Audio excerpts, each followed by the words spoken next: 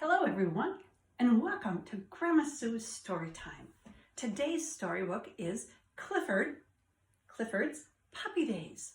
We all enjoy a story about Clifford the big red dog, but he was a puppy at one time. So, hello to Lincoln and Claire and Margot and any other children who are fortunate enough to hear Grandma Sue read a story. Here we go. Hi. We are Clifford and Emily Elizabeth. Clifford is my dog. He's pretty big. Clifford wasn't always so big. When he was a puppy, he was very, very small. I had to be careful when I played with him.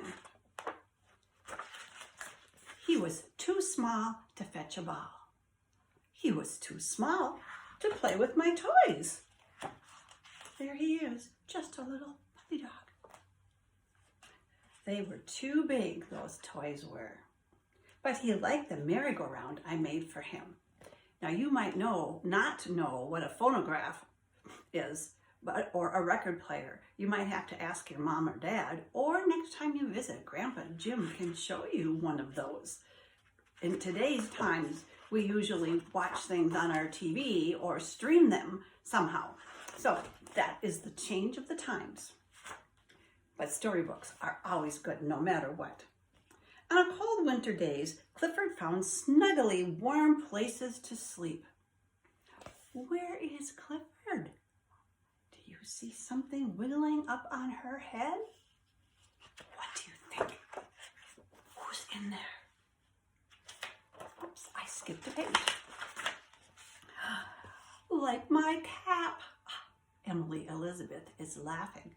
I sure like her name, don't you? Tick, tick, tick, tick. We put a clock by his bed at night. The ticking seemed to lull him to sleep. Perhaps you have some kind of a special noise or sound you like to listen to when you go to sleep also. Ring, ring, ring, ring. Once I forgot to turn off the alarm.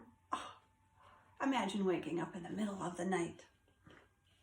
At first, I gave Clifford baths in our bathtub. He slipped off the soap one day and I almost lost him. So, after that, I bathed him in a soup bowl.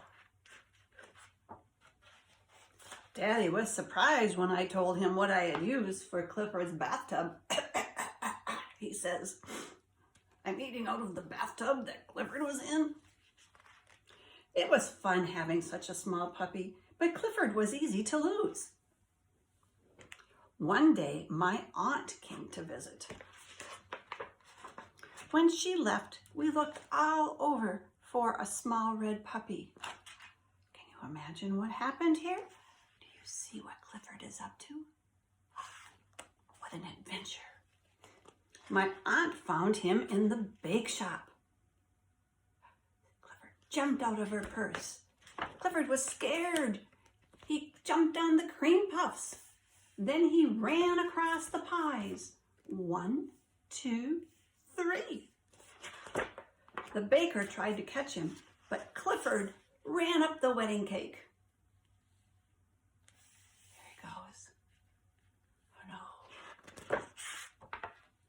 And landed in the whipped cream. Plop. The baker was a little upset. Of course, what trouble did Clifford cause? What a mess. My aunt didn't know what to do. She didn't want to bring Clifford home looking like that, all full of whipped cream. And there we see a boy who has a great idea. He says, my dog loves whipped cream. In no time, Clifford was all cleaned up. Yummy. I was so happy to have Clifford home again.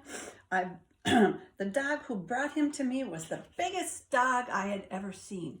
That is a St. Bernard dog, I believe. Was the biggest dog Emily Elizabeth had ever seen until Clifford grew up. And that brings us to stories about Clifford the big red dog. And Grandpa Jim just loves to read those to you. So that is the end of Clifford's Puppy Days. I hope you enjoyed the story, and I hope you enjoyed spending time with your Grandma Sue, because I love you as much as I possibly can. Higher, deeper, longer, more than, skidama-rink-a-dink-a-dink, and all of that. See you next time. Bye-bye.